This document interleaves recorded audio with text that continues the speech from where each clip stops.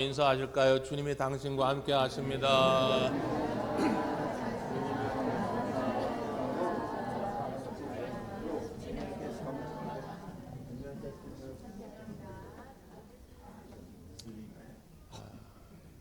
여러분도 많이 들어보셨을 텐데 이국종 교수라고 하는 분이 계시죠. 우리나라의 중증외상센터의 중요성을 많은 사람들에게 강조하셨던 분입니다.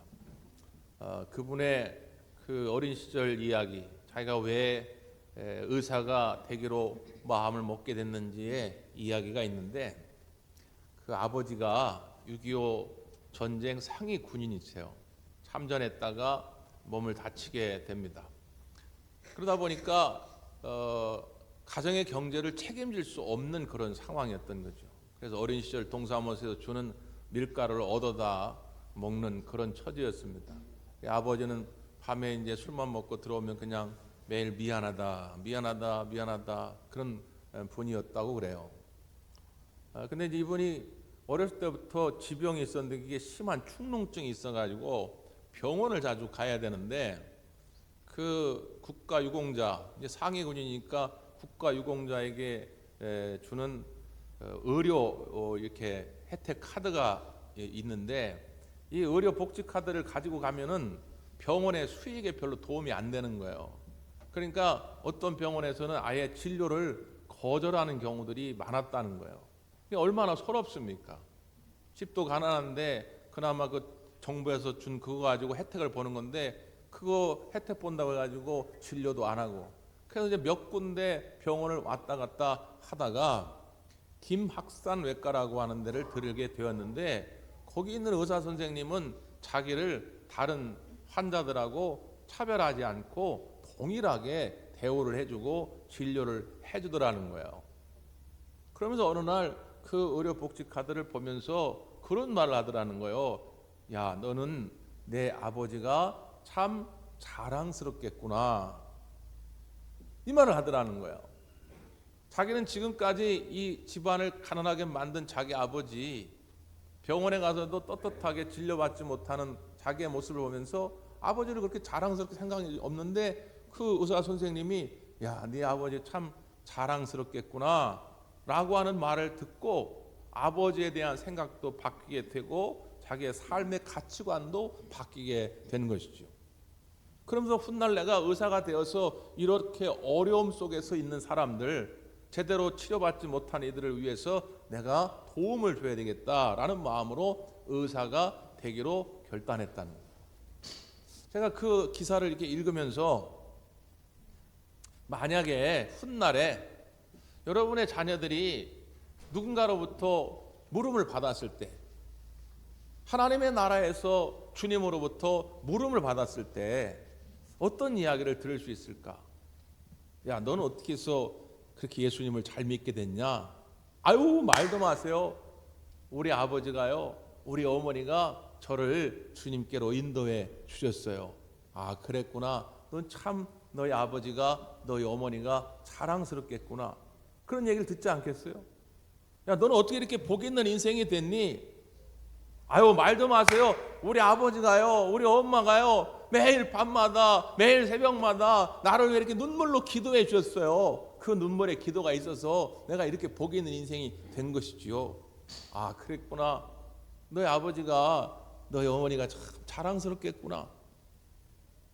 여러분, 남의 얘기가 아니라 오늘 여러분에게 여러분의 자녀들이 그렇게 고백할 수 있기를 간절히 바랍니다.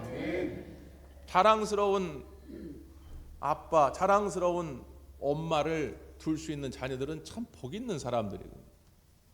오늘 우리가 읽은 이 본문에 등장하는 한 아들, 그 아들의 고백은 우리가 들을 수 없지만 분명 이 아들은 훗날 자기 아버지를 자랑스럽게 생각했을 것입니다. 왜냐하면 이 아들은 아버지 때문에 살아났어요. 이 아들은 죽을 뻔했는데 아버지 때문에 살았기 때문에 훗날 그 아버지는 생명의 은인입니다. 아버지를 자랑스럽게 생각 안 할 수가 없죠. 아버지께 감사 안 할 수가 없는 것이죠. 그러면 이 아버지는 어떻게 해서 이 아들을 살리게 되었을까? 예수님이 어느 날 갈릴리 가나라는 곳에 다시 도착했어요. 갈릴리 가나 많이 들어봤죠? 언제 들어봤어요? 지난주에 들어봤잖아요. 갈릴리 가나가 왜 중요하죠? 예수님의 첫 번째 표적이 일어난 장소입니다. 그런데 예수님의 두 번째 표적도 갈릴리 가나에서 일어난 거예요. 예수님이 갈릴리 가나에 임하게 됐을 때 그 예수님이 오신다는 소문을 듣고 이 아버지가 찾아온 것이죠. 왜 찾아왔느냐? 자, 성경을 한번 볼까요? 46절, 47절입니다. 시작. 예수께서 다시 갈릴리 가나에 이르시니 전에 물로 포도주를 만드신 곳이라 왕의 신하가 있어 그의 아들이 가버나움에서 병들었더니 그가 예수께서 유대로부터 갈릴리로 오셨다는 것을 듣고 가서 청하되 내려오소서 내 아들의 병을 고쳐 주소서 하니 그가 거의 죽게 되었습니다. 여기 보니까 이 사람의 직업이 등장하죠. 왕의 신하라 이렇게 돼 있어요. 먼저 왕은 헤롯 안디바 혹은 헤롯 안티파스라고 그러는데 당시 이 팔레스타인 지역을 이제 로마의 위임을 받아가지고 지역을 나누어서 다스리던 왕들이 있었잖아요. 그걸 분봉왕이라고 그러는데 그 분봉왕 중에 한 사람이에요. 그런데 그 헤롯 안디바 왕의 신하다 그 말은 그 왕의 측근이었다 그 말이에요. 지금으로 말하면 뭐 대통령실, 청와대 직원쯤 되겠죠. 그러니까 고위 공무원이에요. 고위 공무원. 그러니까 나름대로 지위도 있고 권력도 있고 인생 부족함이 없는 사람이요. 인생에 큰 성공을 이룬 사람입니다. 그런데 이 사람에게 문제가 생긴 거예요. 그게 뭐예요? 아들이 죽게 됐다. 오늘 한글 성경에는 그냥 아들 이런 표현으로 되어 있지만 원문 헬라 성경이나 또 영어 성경에 보면 정관사를 써요. 그 아들, 바로 그 아들. 그러니까 그 당시에 그런 표현을 쓸 때는 뭐냐면 여러 아들 중에 한 명이라는 게 아니에요. 아들이 많지 않다는 거예요. 물론 아들이 많아도 그 많은 중에 한 아들이 병들어 죽게 됐으면 슬프겠지만 아들이 하나밖에 없는 거예요. 외동 아들이에요. 하나밖에 없는 그 아들이 거의 죽게 됐다 그 말이에요. 여러분 이 거의 죽게 됐다고 하는 이 말 속에 그동안에 이 아버지의 삶이 어떠했는지가 느껴지죠. 이 아들을 살려내기 위해서 아버지는 안 해본 게 없었을 것입니다. 전국 방방곡곡을 돌아다니면서 온갖 유능한 병원과 의사들은 다 찾아다녔을 거예요. 그런데 회복세가 없는 거예요. 가능성이 없는 거예요. 이제 사람들이 죽을 날만 기다리는 거예요. 그러니까 이 아버지가 예수님께 찾아온 거죠. 이 아버지는 나름 고위 공무원이기 때문에 그 밑에 종들이 많습니다. 그러면 그 종들 중에 한 사람을 보내도 돼요. 야 가서 갈릴리에 예수라는 분이 오셨다는데 내가 듣자 하니까 그 예수님은 눈먼 자도 뜨게 하고 걷지 못하는 자를 걷게 만들고 귀신 들린 자를 내어 쫓고 말이지 한다더라. 그 예수님 좀 초대해라 하면 좋을 텐데 이 아들이 직접 온 거예요. 예수님이 오신 것은 갈릴리 가나 해안 마을입니다. 그리고 이 사람이 사는 동네는 가버나움입니다. 지금도 있는데 지역이 한 30km 정도 떨어져 있어요. 지금처럼 자동차가 있으면 뭐 한두 시간이면 가는 거리겠지만 그때 당시엔 걸어서 갑니다. 반나절 이상이 걸려요. 그런데 그 먼 거리를 이 아버지가 직접 예수님께로 찾아왔다 그 말이에요. 이유는 오직 한 가지죠. 아들을 살려내기 위해서. 예수님의 놀라운 표적은, 예수님의 놀라운 기적은 바로 이 마음으로부터 출발이 됩니다. 내 아들 딸들이 살든지 말든지 그 영혼이 죽든지 말든지 하나님 앞에 복 있는 인생이 되든지 말든지 나는 상관없어. 무관심하는 곳에는 하나님의 능력과 이적이 나타나지 않아요. 하나님 이 영혼을 살려주시옵소서. 반드시 살려주어야 합니다 라고 하는 간절한 마음이 있을 때 하나님의 놀라운 능력과 이적이 나타날 줄 믿습니다. 아니 아까도 제가 주차장에 나가보는데 어떤 아줌마가 말이지 우리 교회 주차장까지 들어와가지고 차 있는 데다가 막 유인물을 꽂아요. 야 참 대범하다. 교회 안에까지 들어와서 저렇게 유인물을 꽂을 사람은 2단밖에 없는데 어떤 인간이 와가지고 저렇게 전단지를 막 꽂고 하나 하고 내가 째려봤다고. 저 인간이 뭐 하는 거지? 근데 내가 쳐다보고 있으니까 저한테 그 아줌마 막 달려와요. 그런데 전단지를 주는데 행주가 있고 거기 뭔가 이렇게 소개가 있는 거예요. 뭡니까? 내가 그랬죠. 그랬더니 사장님 롯데캐슬 저 롯데캐슬 분양하는데 꼭 연락 주세요. 그러고.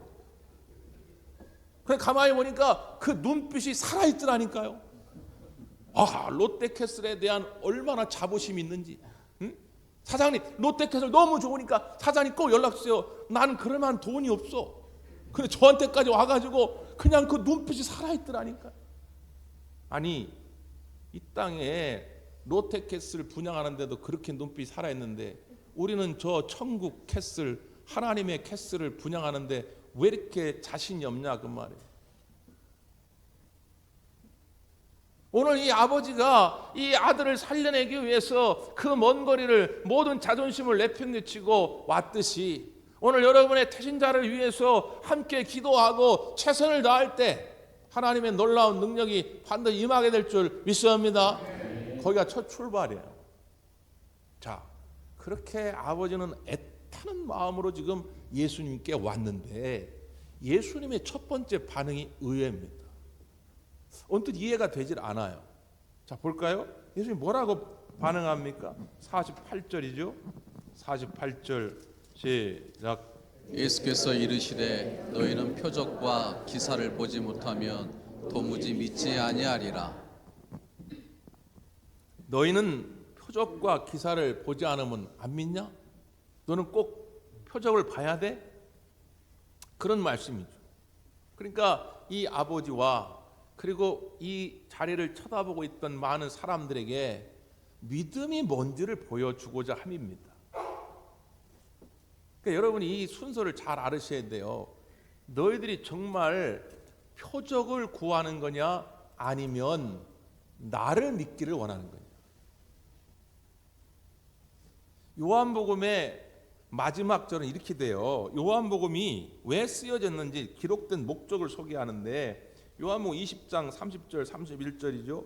예수께서 제자들 앞에서 이 책에 기록되지 아니한 다른 표적도 많이 행하셨으나 오직 이것을 기록함은, 그러니까 무슨 말이냐, 예수님이 요한복음에 7가지 표적이 기록되어 있는데 7가지 외에도 수많은 표적을 행하셨다는 거예요. 우리가 지금 알지 못하는. 그러나 요한복음 기자가 그 표적을 굳이 다 기록할 필요가 없다는 거예요. 왜? 표적 자체가 목적이 아니기 때문에. 예? 표적 자체가 목적이었다면 아마 예수님 행하신 표적은 7,000가지, 7만 가지, 70만 가지가 넘을 거예요. 그걸 다 기록해 놨을 거예요. 근데 그게 목적이 아니기 때문에 그걸 다 기록하지 않고 7가지의 표적만 기록했다는 거예요. 왜요? 그 목적이 뭐냐? 너희로 예수께서 하나님의 아들 그리스도이심을 믿게 하려 함이요 또 너희로 믿고 그 이름을 힘입어 생명을 얻게 하려 함이니라 말씀합니다. 한 번 더요. 잘 들어보세요. 너희로 예수께서 하나님의 아들 그리스도이심을 믿게 하려 함이요 또 너희로 믿고 그 이름을 힘입어 생명을 얻게 하려 함이니라 말씀합니다. 2가지의 목적이 있다고요. 첫째는 뭐라고요? 예수님이 하나님의 아들 그리스도이심을 믿게 하고자 합니다. 2번째, 왜 믿게 하고자 하며요? 그 믿음으로 말미암아 너희들이 생명을 얻게 하려 합니다. 그러니까 성경의 표적은 영어나 우리말로 번역될 때 2가지로 번역되는 경우가 있는데 예를 들면 첫째, 영어로 미라클입니다. 미라클, 기적. 우리 한글로 번역될 때는 이적, 기사, 기적 이렇게 번역되죠.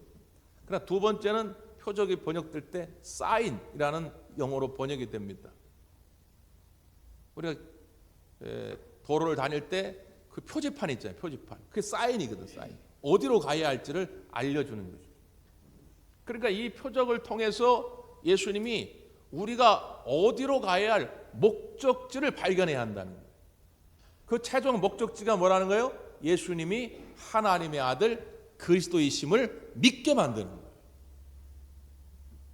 그러니까 우리가 2025년도 표를 전도하며 표적을 경험하는 교회 이렇게 정했습니다. 근데 만약에 이렇게 바뀌면 어떻게 될까요? 표적을 경험하기 위하여 전도하는 교회. 같은 거예요? 다른 거예요? 뭐가 뭔지 모르겠어요? 자, 다시 전도하며 표적을 경험하는 교회, 이거하고 표적을 경험하기 위하여 전도하는 교회, 같은 거예요? 다른 거예요? 다른 거예요. 완전히 다른 거예요. 전도하며 표적을 경험하는 교회는, 전도하라는 건 주님의 지상 명령이에요. 우리를 부르신 이유예요. 교회의 목적이에요. 여러분이 집사가 되고 권사가 되고 장로가 된 이유예요. 이 자리에 앉아있는 이유라 그 말이에요. 이게 주님의 명령이기 때문에 하는 거예요. 기쁨으로 하는 거예요. 그랬더니 하나님이 덤으로, 보너스로 표적을 보여주시는 거예요. 왜? 전도를 잘하게 하도록. 그런데 표적을 얻기 위해서 전도한다? 표적을 얻기 위해서 기도한다? 표적을 얻기 위해서 헌금한다? 표적을 위해서 신앙생활한다? 이건 비성경적이고 비신학적이다 그 말이에요. 그건 주님의 뜻이 아니다 그 말이에요. 근데 수많은 그리스도인들이, 현대의 그리스도인들이 이 잘못된 신앙관을 가지고 있다 그 말이에요. 주님의 명령에는 귀를 닫고 있어요. 귀담아 듣지 않아요. 너희들이 열심히 기도해라. 너희들이 서로 사랑하라. 너희들이 서로 섬기라. 너희들이 서로 용서하라. 너희들이 열심히 복음을 증거하라. 모든 민족으로 제자를 삼으라. 주님이 명령하실 땐 귀를 닫아. 아유, 저건 내 얘기가 아니야. 저건 기도 열심히 하는 저 권사님 얘기, 전도 열심히 하는 저 집사님 얘기. 아유, 나는 시간이 없어. 난 바빠. 그런데 뒤에 표적을 구하라. 표적을 경험하라. 그렇지, 표적은 필요해. 병 고침의 표적이 필요해. 사업이 대박나는 기적이 필요해. 우리 아들 좋은 대학 가는 표적이 필요해. 이것만 원하고 있는 거예요. 이건 신앙생활이 아니다 그 말이에요. 우리가 주님의 뜻을 따라 살아갈 때 주님의 뜻을 실현하기 위해서 표적을 보여주는 것이지, 표적을 얻기 위해서 신앙생활하는 것이 아니다 그 말이에요. 근데 지금 이 아버지도, 그리고 이 주변에 있던 사람들도 이 주님의 뜻을 온전히 이해를 못하고 있는 거예요. 물론 이 아버지가 아들이 낫기를 원하는 마음으로 예수님께 온 걸 잘못됐다고 말하는 게 아닙니다. 그런데 예수님은 정말 믿음이 왜 중요한지, 정말 이 아버지와 아들에게 필요한 것이 무엇인지를 보여주고 싶은 거예요. 그러니까 지금 이 말씀을 한 거예요. 그런데 지금 이 아버지는 잘 이해를 못하고 있죠. 아직 믿음이 뭐가 뭔지 몰라. 이 아버지는 지금 이 아들의 구원의 문제 이런 건 관심이 없어. 지금 이 아들을 살리는 거에만 관심이 있는 거예요. 우리 아들 좋은 대학 가서 좋은 기업 취직해가지고 돈 잘 먹으면 되는 거지. 뭐 구원받고 제사함 받고 이게 뭔 의미가 있는 거예요. 그런데 관심도 없는 거예요, 이 아버지도. 그러니 계속해서 이런 얘기를 합니다. 그때 예수님이 이런 선언을 해요. 자, 보실까요? 성경 50절이면 50절. 시작. 예수께서 이르시되 가라, 내 아들이 살아있다 하시니 그 사람이 예수께서 하신 말씀을 믿고 가더니. 가라, 내 아들이 살아있다, 이렇게 말씀합니다. 왜 예수님이 이렇게 말씀하셨을까요? 그 앞에 아버지가 하는 말이, 주여 내 아이가 죽기 전에 내려오소서. 죽기 전에 내려오소서. 이 말 속에 이 아버지가 예수님을 지금 어떻게 생각하고 있는지를 보여주는 거예요. 다시 말하면 이 아들이 죽으면 이미 끝이라고 본 거예요. 예수님의 능력으로는 더 이상 어떻게 할 수 없다고 본 거예요. 그러나 예수님은 어떤 분입니까? 하나님의 아들, 곧 창조주가 되시는 분이다 그 말이에요. 이미 우리가 알다시피 성경에는 죽은 자를 살리신 많은 사건이 있습니다. 해당장 야이로의 딸도 이미 죽었는데 살렸고요. 나사로도 이미 죽었는데 살렸어요. 그런데 이 아버지는 예수님이 그런 분인지는 지금 모르는 거예요. 그러니까 죽기 전에 와야 돼. 이 말을 바꿔 말하면 죽은 다음에는 당신이 오나 안 오나 난 상관없다. 당신은 아무 의미가 없다는 거예요. 죽기 전에 와야 의미가 있는 거예요. 또 내려오셔서 그 가버나움까지 가야 돼. 그게 30km를 가야 됩니다. 이 아버지는 지금 1분 1초가 중요한 거예요. 이렇게 머뭇거릴 시간이 없는 거예요. 빨리 좀 갑시다 그 말이에요. 예수님이 어떤 분인지를 모르는 거예요. 예수님은 어떤 분이라고요? 하나님의 아들, 창조주가 되시는 분이에요. 그렇기 때문에 공간을 초월하는 분입니다. 꼭 거기 가야 되는 게 아니에요. 30km가 아니라 3만 킬로도 뛰어넘을 수 있는 분이 우리 예수님이다 그 말이에요. 그러니까 예수님이 일부러 안 갑니다. 가지 않는 거예요. 그리고 너만 가라는 거예요. 가라. 이미 내 아들이 살았도다. 자, 중요한 건 그 후반부 그렇게 말씀할 때 그 사람이 예수께서 하신 말씀을 믿고 가더니 이렇게 되어 있어요. 바로 이 지점이에요. 예수님이 원했던 부분이 이 지점이다 그 말이에요. 이 아버지는 예수님의 병 고침의 표적을 구하며 왔지만 오늘 예수님은 이 아버지에게 주고 싶은 건 뭐냐? 말씀의 믿음으로 순종하는 것을 보여주고 싶었던 거예요. 근데 이 아버지가 그 조그만 믿음이 생겨난 거예요. 그랬더니 말씀을 믿고 가게 될 때 한참을 가고 있는데 그 자기 집 동네 가버나움 쪽에서 하인들이 오는 거예요. 그러면서 주인님 살아났습니다. 아드님이 살아났어요. 야 진짜요? 언제 살아났냐? 어제 7시에 7시에 살아났습니다. 유대인들의 7시는 지금 시간으로 따지면 오후 1시쯤 됩니다. 어제 오후 1시쯤 살아났습니다. 가만히 있어봐라. 그 시간이면 그 예수님이 가라 내 아들이 살았도다 했던 그 시간인데 놀라운 은혜와 놀라운 표적을 경험하게 되는 것이죠. 이 분명한 순서를 아셔야 한다 그 말이에요. 주님의 말씀에 순종하여 나아갈 때 오늘 예수님의 표적이 여러분 가운데 임할 줄 믿습니다. 표적을 구하는 신앙만 되지 말고 말씀에 순종함으로 표적이 덤으로 보너스로 따라오는 신앙인이 돼야 복 있는 인생이 된다 그 말이에요. 그러니까 이제 이 아버지는 신났죠.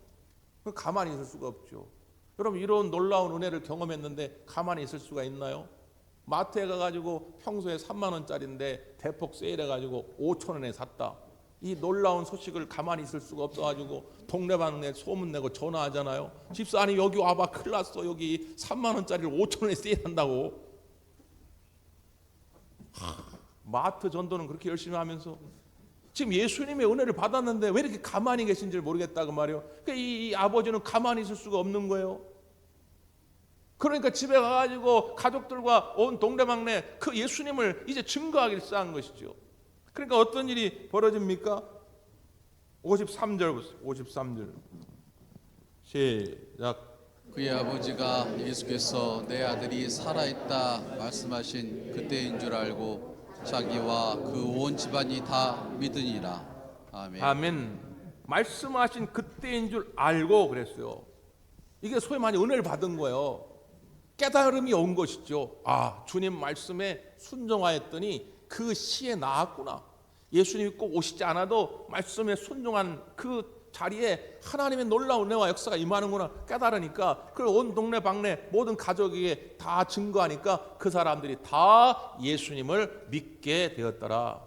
여기 믿음은 앞에 처음 시작했던 믿음과는 다른 거예요. 앞에 처음은 그저 아들이 병 고침의 표적을 얻기를 원하는 믿음이었다면 지금 이 믿음은 예수님이 바로 하나님의 아들 그리스도이심을 깨닫는 믿음이다 그 말이에요. 여러분이 증거되는 그 자리에서 오늘 이 믿음의 역사가 나타나기를 바랍니다.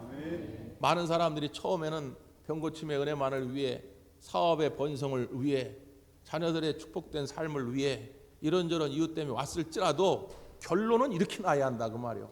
아, 예수님이 하나님의 아들 그리스도셨구나. 나의 죄를 사해 주시고 내게 영원한 생명을 주시려고 오셨구나. 여기까지 가야 이 표적의 목적지에 도착하는 것이다 그 말이에요. 전 세계 민족 가운데 가장 전도하기 어려운 민족이 있어요. 누군지 아십니까? 유대인들입니다. 의외죠. 이슬람 사람들보다 더 어려운 민족이 유대인들이. 지금도 이스라엘 사람들의 한 1%밖에 기독교인이 없어요. 그들은 여전히 예수님은 그냥 좋은 선생님, 착한 랍비 정도예요. 근데 그들은 다 유대교인들이죠. 근데 그 유대인들을 향해서 복음을 전했던 모이쉐 로젠이라고 하는 사람이 있어요.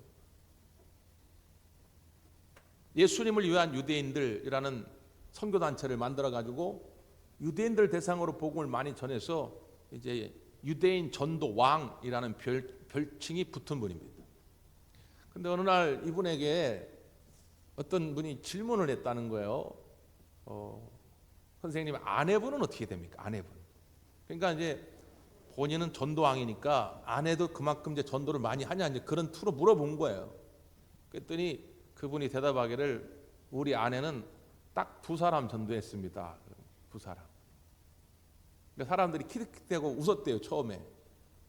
근데 그 2사람이 누구냐? 바로 나와 우리 딸입니다. 그러니까 아내가 먼저 예수님을 영접한 거예요. 그리고 그 아내가 남편과 딸을 주님께로 인도한 거예요. 근데 그 남편이 전 세계에서 유대인을 가장 많이 전도하는 사람, 전도왕 중에 한 사람이 된 거라 그 말이죠. 여러분, 우리가 작은 씨앗을 보면서 그 안에 담긴 생명력을 다 몰라요. 그 씨앗은 그냥 눈에 보일까 말까 하잖아요. 근데 그 씨앗이 땅에 심겨졌을 때 거기에 물을 머금고 거기에 햇볕을 머금기 시작할 때 그게 자라나기 시작하면 그 나무가 내 키보다 몇 배로 커집니다. 거기에 수많은 열매가 달리게 되지요. 처음에는 우리가 그걸 모르잖아요. 근데 농부들은 믿음으로 그 씨앗을 뿌리는 거예요. 이게 가을에 어떻게 될지 아무도 몰라. 근데 그 씨앗을 뿌리잖아요. 우리가 뿌린 복음의 씨앗이 자라서 어떻게 될지 여러분 우리도 모르는 거예요. 하나님의 역사가 어떻게 펼칠지 모릅니다. 지금은 나보다도 믿음이 없는 것 같고 나보다도 별로 착하지도 않은 것 같고 나보다도 종교에 관심이 없는 것 같지만 내가 그에게 복음의 씨를 던질 때에 그가 주님 앞에 나오면 그 사람이 나보다 10배, 20배 더 큰 일을 할지도 모른다 그 말이죠. 나의 자녀들이 나보다 훨씬 더 하나님의 위대한 용사들이 될지 모른다 그 말이죠. 전도자는 그런 믿음을 가지고 복음의 씨를 전하는 것입니다. 작은 씨앗 속에 있는 그 생명력을 여러분 바라보시면서 믿음으로 많은 이들에게 주의 복음을 증거할 수 있기를 바랍니다. 기도하겠습니다. 고마우신 아버지